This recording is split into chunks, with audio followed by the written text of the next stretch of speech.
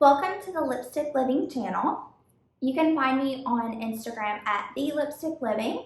Please make sure to like this video if you enjoy it and subscribe to my channel.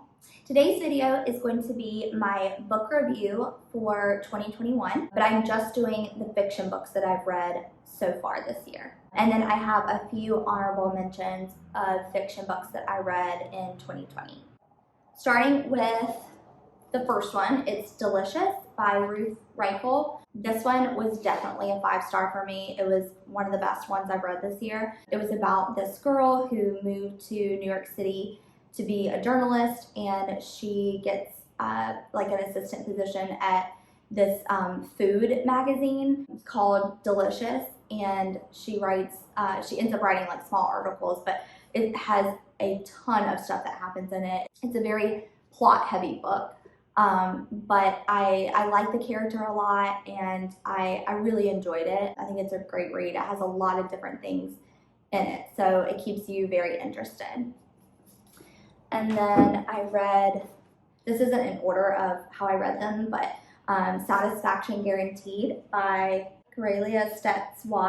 This was a lesbian rom-com. I don't really enjoy rom-coms in general. So, I mean, it wasn't like the best thing I've ever read. It took a really long time. I didn't really enjoy the characters, like their personalities, and it was a little cliche. I think it was just kind of like, you know, there's one that's like artsy and girly, like more feminine. She was bi, and then the other girl was lesbian, and she was more like masculine, and it was good, but I don't know. I wouldn't, my life did not change from reading it. So I gave it a 3.5 star rating. Okay, this one is the best book that I've read all year, maybe one of the best that I've read in my entire life. It's called The Midnight Library. I would recommend this to anyone. It is so good. It's very inspirational. There's a lot of quotes that I highlighted and I tagged so that I could go through it again when I'm feeling like down on myself. If you're going through grief,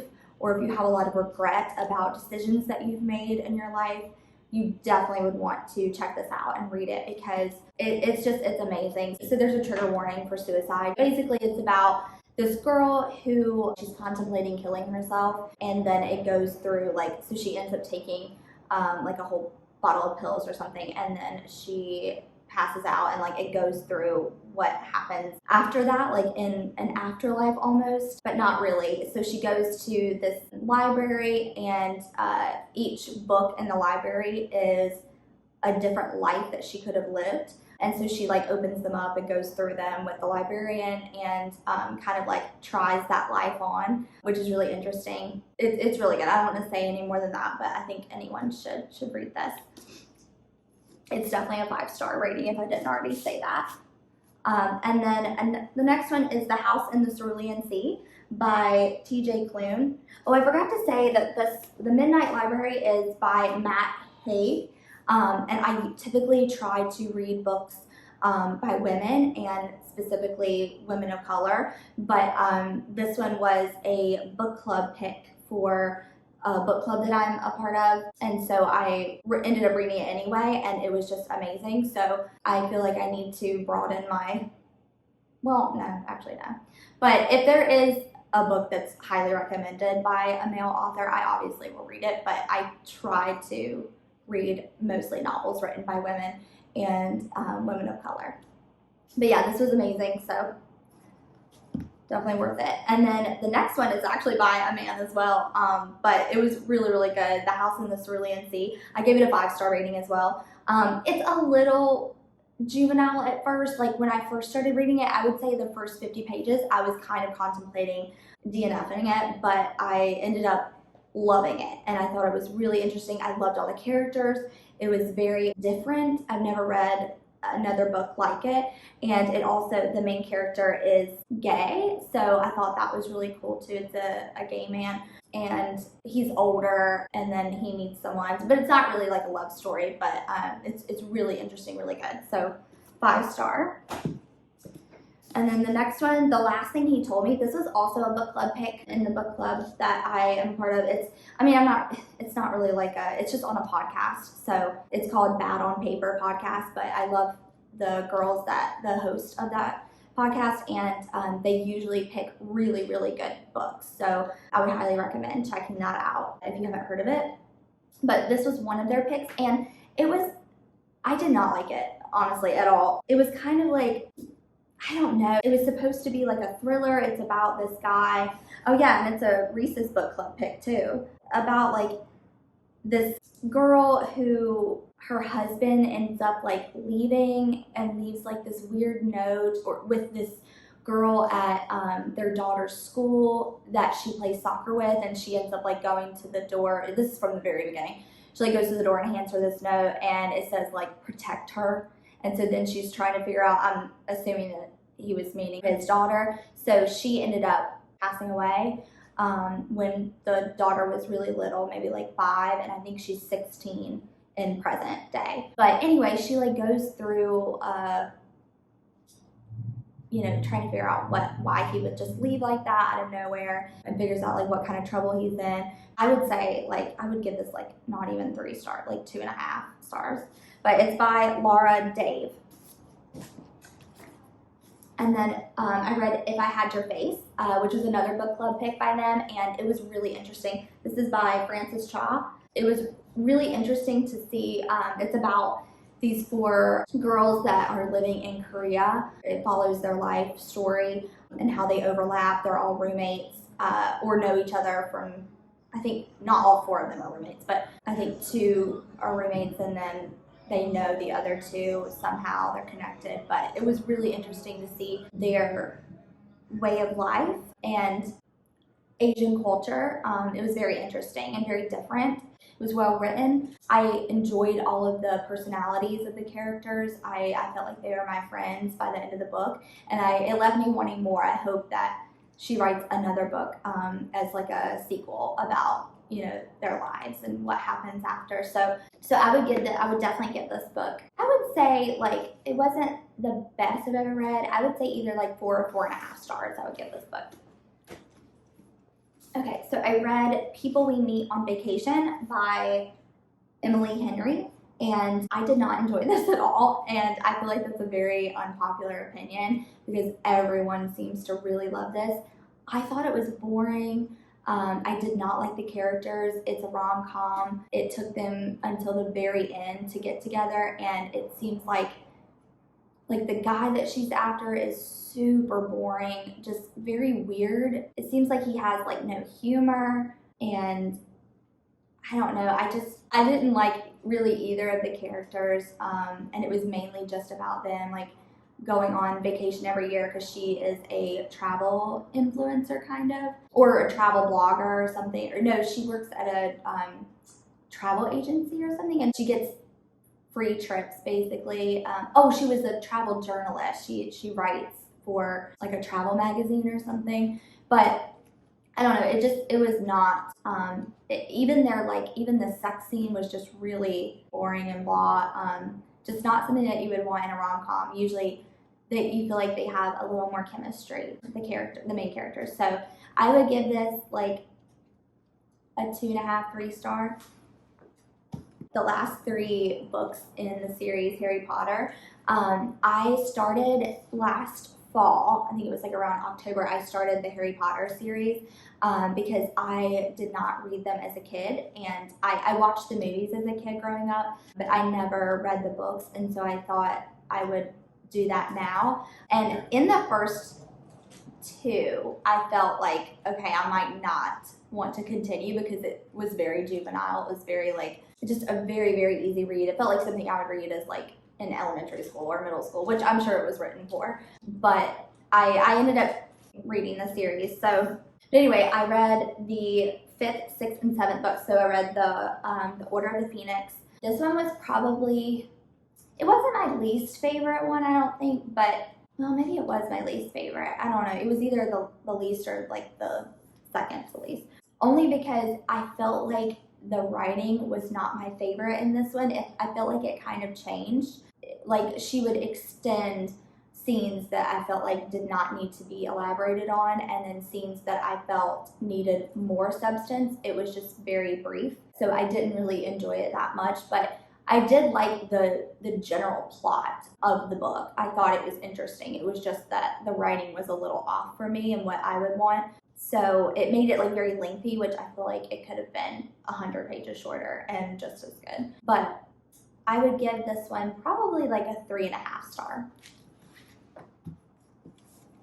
And then the next one is the Half-Blood Prince, the 6th book in the series. I enjoyed this one a lot. I thought it was really good. I didn't really like the ending as much, so I would say I would give this like a 4 star, maybe 4.5. It was entertaining. I liked it. I just didn't really like the ending as much.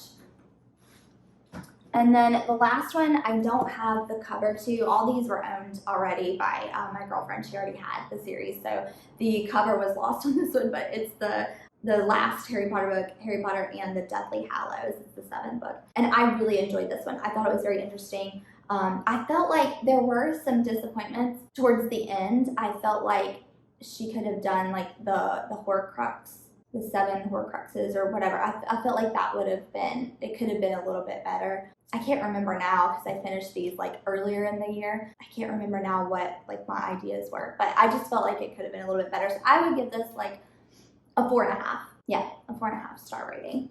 So those are all the fiction novels that I've read. Actually, no, there's one more that I don't have because like a physical copy. I read it on my phone on the Kindle app, and it's called The Idea of You by, I think it's like Robin something. I didn't really like it that much. It was very like graphic. So it's about this like 40-year-old mom.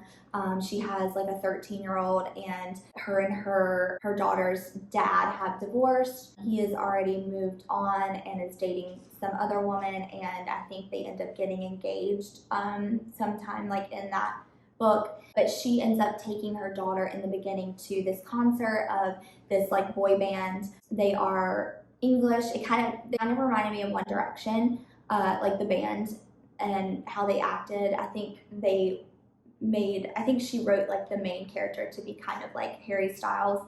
And the main character, the 40-year-old woman, she is French. So it was really interesting. Like she meets him and they have like this instant connection, and then they kind of like get together, and she kind of travels around with him on tours.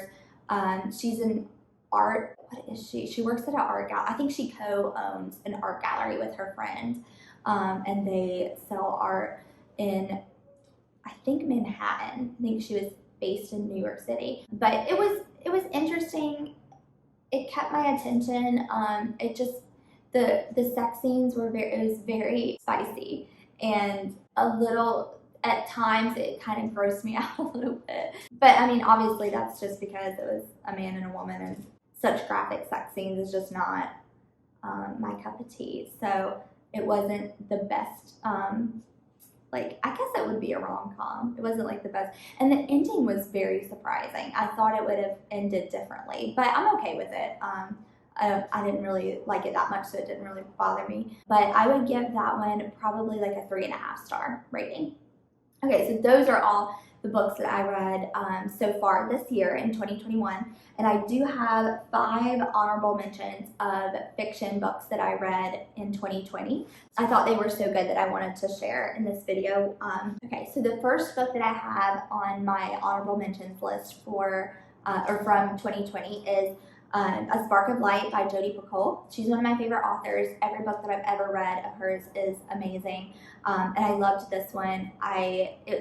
It starts at an abortion clinic, and I think in Mississippi, one of the southern states. But a man holds all these people hostage. Like he has a gun, and he is holding them at gunpoint, but he hasn't like shot anyone yet. But a negotiator has to come to the scene, and he has like a 13-year-old daughter or 15-year-old daughter, and she is in there, and so it's like a different situation. He doesn't tell anyone, so that, because normally if he told that he has a family member in there, he would be off of that case. They would get another negotiator, but he doesn't say anything and tries to like calm down the gunman. And so it starts at 5 p.m., which is like towards the end of the hostage situation. And so it starts at 5 p.m. and then counts down. So you're kind of going backwards to see how the scene was set up. And then at the very end, it starts, like the very last chapter is 6 p.m. So that way you know what happens in the end. So it was told very differently. It was very unique in the way that she told the story, but it was super interesting. I learned a lot about abortion laws, and I already am pro-choice, but this solidified it for sure, 100%. I will always be pro-choice and for women's rights. So I just had to say that, but this definitely solidified it. And it tells both sides of pro-life and pro-choice, and it goes into like there's even some characters in there that are pro-life, and they explain their case and why, and it still solidified my my opinion on abortion. But I would think if anybody had like a wavering opinion or just wanted to hear both sides to solidify their opinion on it, it would be a really good read to do that with. And then another book was actually, I think this is a young adult book. I think this is technically YA, but it's called Clap When You Land by Elizabeth Acevedo. Okay, so this is written in prose, so it's very interesting. It's very rhythmic. I enjoyed it a lot, and I didn't think that I would because I don't typically enjoy YA, but it's about these two sisters, and they don't really know that they're sisters until later on in the book. But it starts with, I don't want to give anything away, but I enjoyed seeing their relationship develop and how they found out about each other. One is in New York City, and then one is in, I think, the Dominican Republic. So they end up meeting towards the end over the loss of their father, and that happens like right in the beginning. It's about he's in a plane crash, and this actually happened. The plane crash from, I think it was a plane leaving Dominican Republic and coming back to the States. And it was a huge crash, and like I think 200 or 300 people died.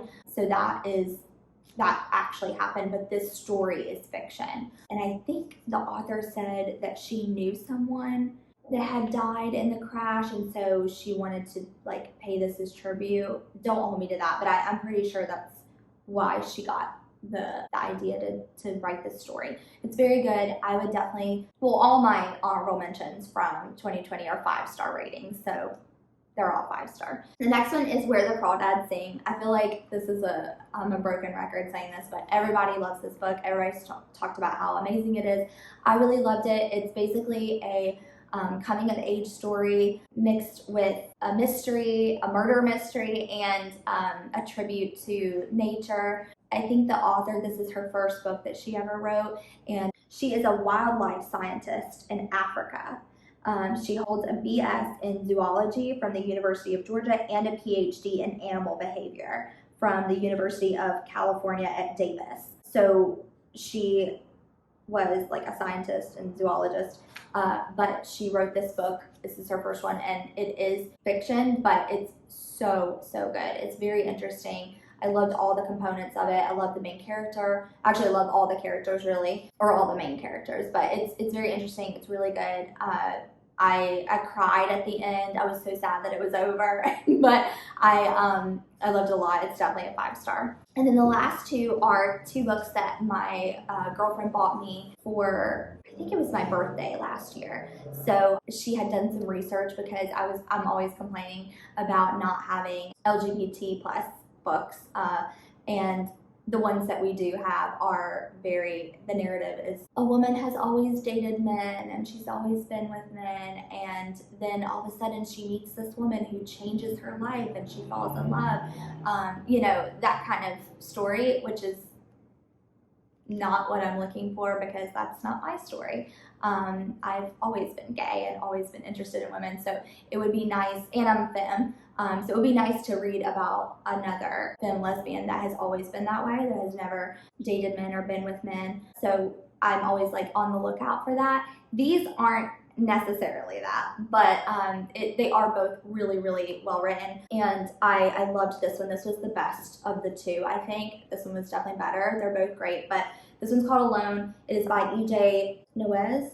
I don't know how to pronounce the last name, but basically it's about this woman who ends up going into this science experiment for like, I think $500,000 or $600,000 to do it. So basically she has to live out in this cabin in the mountains alone for like 4 years. Yes, for 4 years in total isolation, and does not have any human contact. She does have like a computer room where she checks in every day just so they can analyze her mental health, her physical health, what things she needs.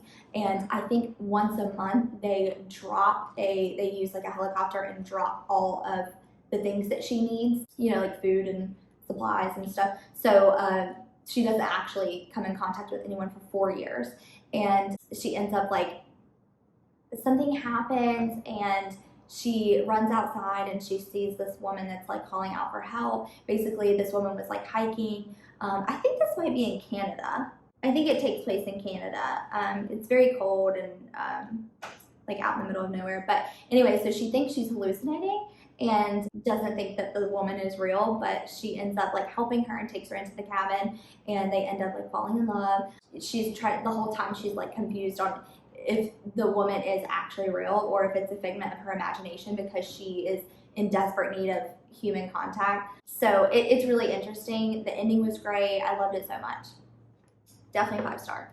The last one is Who'd Have Thought by Benson. And this one was really interesting too. So it's about this nurse who works with this doctor, and the doctor is known as like a bitch, and probably just because she's direct and good at her job. But that's what you get when you're a woman and you're good at your job and you're direct. You are known as a bitch. But anyway, so the nurse ends up like, it's kind of like a enemies to lovers story, sort of. It's really good. It was very interesting. It was a different storyline than I've ever read. So that is all of my books that I've read in 2021 and some honorable mentions from last year. I hope you enjoyed it, and I hope I gave you some books to add to your reading list. Thank you so much for watching, and I will see you in the next one. Bye!